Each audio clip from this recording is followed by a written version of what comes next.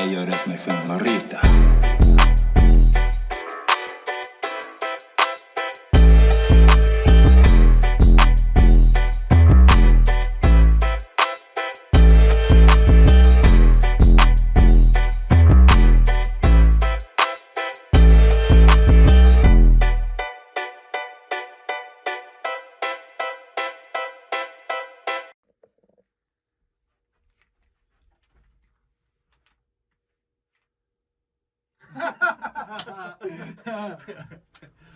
Well, they are company.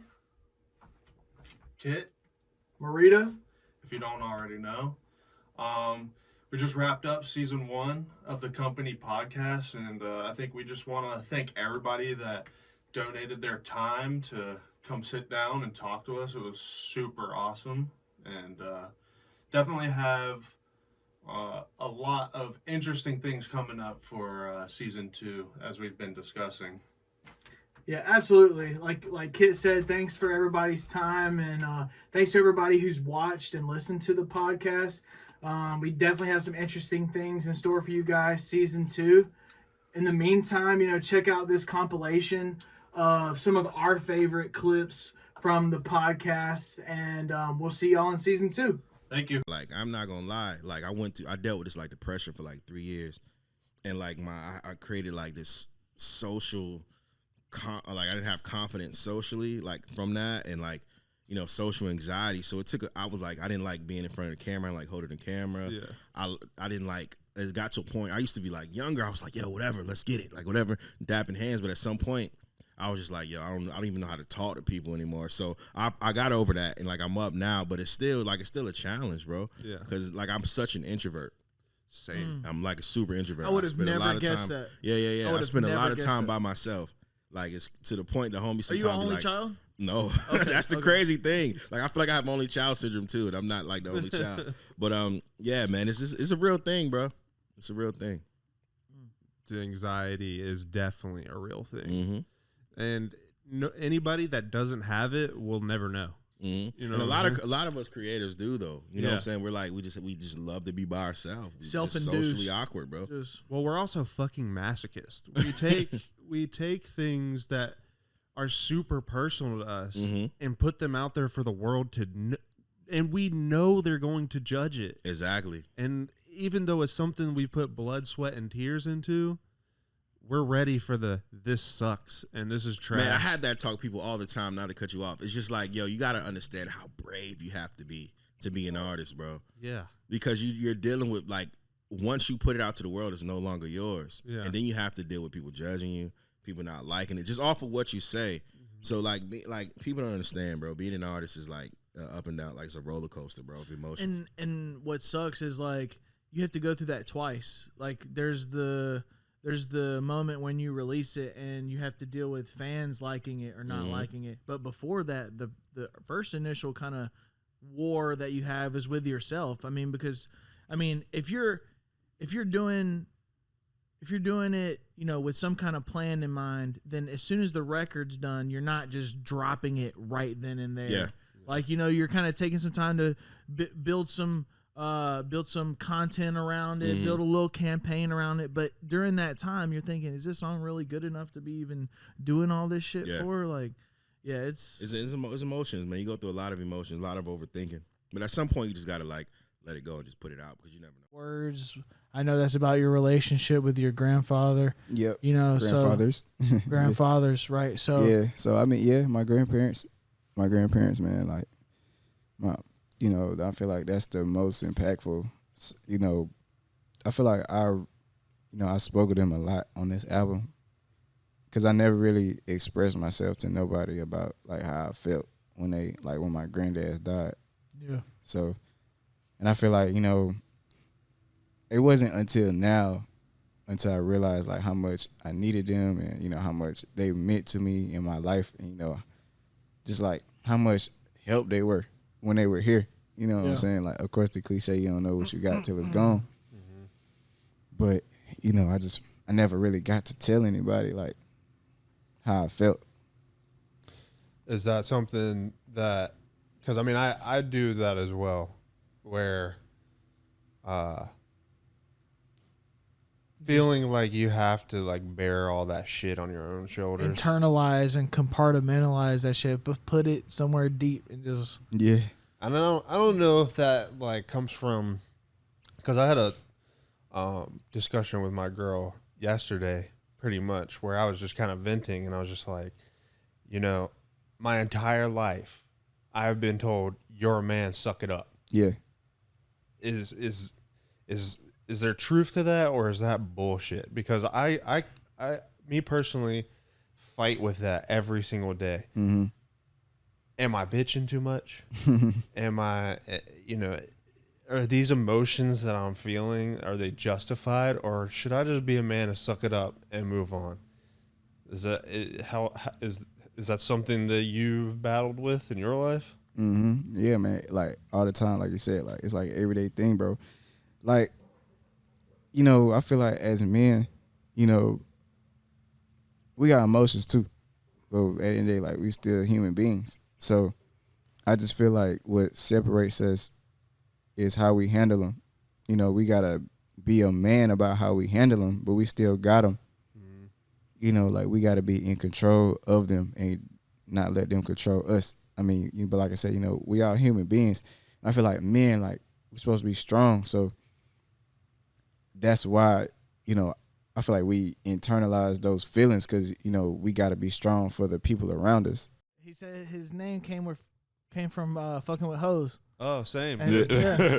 Like it was a crazy story. We had this basketball tournament in Sanford one time my senior year in AAU, and I was at a new school at this time. I had transferred schools for my senior year. And What position did you play? I played the 3 in high school, and then when I went to college, I was more of like more of a utility guy, like 2 through 4.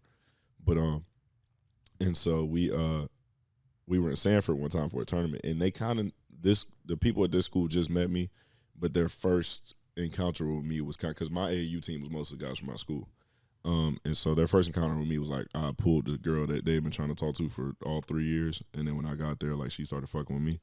It didn't work out, but they kind of knew me as like somebody that could get bitches. So when we got to the tournament, they was like, "Do you got any hoes at Sanford?" I'm like, nigga, no. Like, who the fuck is in Sanford? Like, so they was like, so they used to call me J-Dub because we had somebody on the team named T-Dub, and they said we was twins. So they used to call me J-Dub. And so they're like, J-Dub, come on, like, just, you know what I'm saying, try to find one. So I'm like, I don't know how the fuck you think like I got a tracker? Like, Back page. So I go on Twitter and I'd search Sanford and people you follow, I put the filter. And then there was like a girl that was in Sanford, but I never talked to her before. And so I DM'd her and told her to pull up, and she came outside. Like, Stop.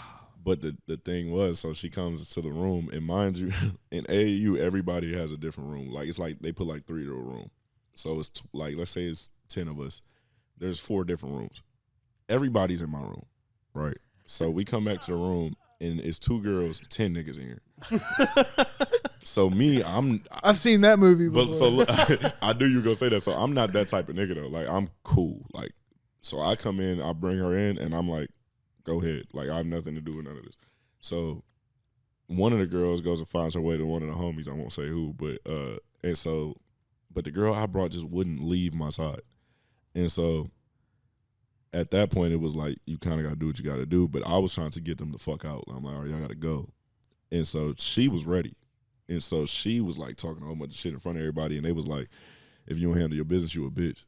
And, you know, that's like the worst thing you could say to somebody. I'm doing it. Now, whatever you said, I'm doing it. So, so she gets up. She walks in the bathroom. I go behind her. Same thing. You know what happens. And then we come out and her phone rings. And she declines the call, but on her wallpaper, it's a nigga. Oh, no. So I'm like, oh, shit, she got a boyfriend. So we hurry up and get her the fuck up out of there. The next day we played in the championship round of the tournament. The nigga I'm guarding is her boyfriend. Stop! I swear to God. Did you let him know? So That's the universe. So and we're actually cool now, which is the funny part, me and dude. But so the way it happened was we walk into the tournament, she's sitting in the back corner. And I'm like, is this bitch stalking me or something? Like, why the fuck is she here? Because the other team isn't even here yet. So I'm just thinking like she's here for me. So I'm like, what the fuck? So we lock eyes and she kind of like dips her head. And so I'm like, I saw you. Like, so I'm like, maybe she's trying to hide or something. And this the Gives it team the Forrest Gump wave. and so the team walks in, and there's this dude that walks in the court that looks mad familiar, but I've been hooping for a while now, so I'm like, maybe I see this nigga in a different gym or something like that. Yeah. And we go to tip off, and I'm 6'5", he's 6'6". So we're guarding each other. Now I have no type of athleticism, and this nigga's nickname is literally Bounce. So we really had we had no reason to really be guarding each other other than height. But so when we do tip off, I'm like, he looks familiar, like I can't remember who it is. And so it comes to me sometime in the game, but I'm chilling. And we fucking him up. And he gets a steal, goes down the court, do some crazy ass windmill dunk. Come back down the court. Man, this nigga can't guard me, boo, boo, boo, boo. I'm already busting their ass, and I don't like people talking shit. Like, all the close homies will tell you when it comes to basketball, we can talk. I'm not going to, like, try to fight you or nothing, but, like, I'm going to make you want to fight if we get to talking. So it's like he says that shit. And so I'll, like, charging down the court at the nigga. And Monk grabs me, one of my teammates. He grabs me, and he's like, don't do it. He knows exactly what I'm about to say. He like, don't do it. And so I'm like, if he say one more thing, I'm gonna let this bitch go right now. Like, and so he actually was chilling for the rest of the game. The game ended, we won. She like came onto the court, grabbed that nigga, they walked out. And then after that, that's when niggas started calling me Juice. And so then when I started rapping, of course, I couldn't just go by Juice, because you type Juice in there and Juice World is fucking 70 pages long on any fucking streaming service. So I had to throw on the Uchiha, because Sasuke is my favorite anime character of all time. Nope, couldn't be me. You don't fuck with Sasuke? Are you talking about dude? Well, I'm just saying, I'm super competitive. I'd have been on the court talking, I fucked your bitch. Well, so sometimes, but you know though, like you've been in spaces, like I'm not sure what your thing is, but you've been in spaces where you're, I wouldn't say better than, because he can hoop, but you've been in spaces where you fucking somebody up. Like, even though, let's say, compared to music, like if me and you do a verse or do a song and my verse is way harder than yours, and you're on IG talking shit or whatever, you're the best rapper, I'm not really gonna say nothing, because I'm just tell people to listen to the music. Yeah. So it's kind of like on the court, we was fucking him up already. I got like 20, so I'm like, when Monk grabbed me, I'm like, I don't really have to say much. We can play the tape back. Like, I've been busting your ass all night. Yeah. And like I say, he can hoop too, and we're real cool now. Like, but in that moment, it was just like, and I don't even think he gave, like, I think it was more of a situation where he was her wallpaper, but she wasn't his. Like, I think she was fucking with him a little bit more than he was fucking with her. So he didn't really give a fuck. But at the time, it was just a crazy story. My friends, this shit felt like Stiff 3 nights. weeks too. Hey, bro, you wanna put on a brand new face for your girl? Go grab a rhino. I ain't fucking with you, dude. Have you tried one of those for real? Oh, dude, I took one yesterday, dude. It was go time. Man, you tripping. I'm on Zeus's side on this one. Man, I feel like, man, that should have make. Y'all like my beats and shit? Well, pull up to the podcast and promote this motherfucker. You know what I'm Hey. saying? Y'all fuck with me, I fuck with you. Pull up, let's talk. I mean, of course, you want to have a cool conversation, you know what I'm saying? But shit, support this shit. We supporting your music. Support this shit too. Right. For sure. I'm a firm believer in, like, you get what you give. Mm-hmm. That's why I like to. Maybe I'm missing something. I don't know. Maybe I'm just like an idiot when it comes to technology. If I'm not like tagged in it, I can't like repost it to my story. But every time I see that button, I repost most shit. Mm-hmm. You know what I'm saying? Because I really fuck with the scene, and that's kind of like what this podcast is about. Yeah. Is about, North Carolina and coming up out of it. Mm-hmm. And it doesn't always seem to be, for instance, like, I know Sauce talks about it quite a bit, not to like throw him under the bus or anything, but just like the amount of respect, like if you got a song drop in with somebody, fucking promote it, right? Yeah. And you don't get that all the time. Mm-hmm. And there is kind of like a sense of disrespect in that, you know what I'm saying? Yeah. And I try not to like feed too much into that emotion, because I know that at the end of the day, the people that do put in that effort are going to reap the benefits in the end. Mm-hmm. It's like, but if you're part of something, why not? Yeah, exactly. That's really it. I think if you're that's part the of best something, why question. Because if you're a part of it, what did you do the absolutely. verse for? Yeah. What did you do the verse for? Yeah, I don't know. You know what I'm saying? All right, well, That was the company podcast. If you didn't hear just what he said, like what the fuck? Like what are we like? I mean, I've done projects with people that didn't promote the project. Yeah. Like, what the fuck is the point, bro? And you know, it's in our kind of, you know, realm now. It's as easy as hitting the share button. It's as easy as It's like mad simple. commenting, putting at least 3 words there. Like it's, you know, but it's become so much more than that now. It's like people really think before they even hit the like button. People think before they hit the comment. People think before they hit, should I share this shit? Should I share this motherfucker right here? And why you Or think should I that? comment on this one? Like, it's I crazy. look at it man. like this: if I rap with you, my bad, I keep hitting that shit. If I rap with you on your shit or my shit, it doesn't matter. If I rap with you and you don't push it, you feel like I killed you on your shit. You feel like you're not comfortable low-key, with what you you feel did on your song or the song that we're on together. You're not comfortable enough with what you did on it. That's and that may just me being a fucking Or that's just your perfection. perspective. You know? Maybe it's me thinking like that. Yeah. But I feel like that's accurate. Like if you don't promote this shit that we're on together, why not? Why did you do it?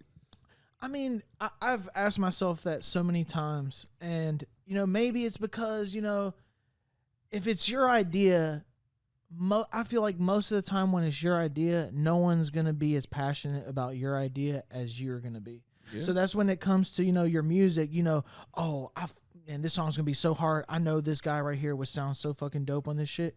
You know, he does the verse, the song's fire, but you know, he don't feel the same way you do. I mean, that's the only way I could really rationalize. Like, you know, if somebody like, you know, takes care of everything and, you know, says, hey, I want you to be a part of this, and takes care of, you know, all the, you know, business side of music or whatnot, you know, why not? Like you said, why not promote it? Why not say, hey, you know, this is something I did? Like, I take verses back.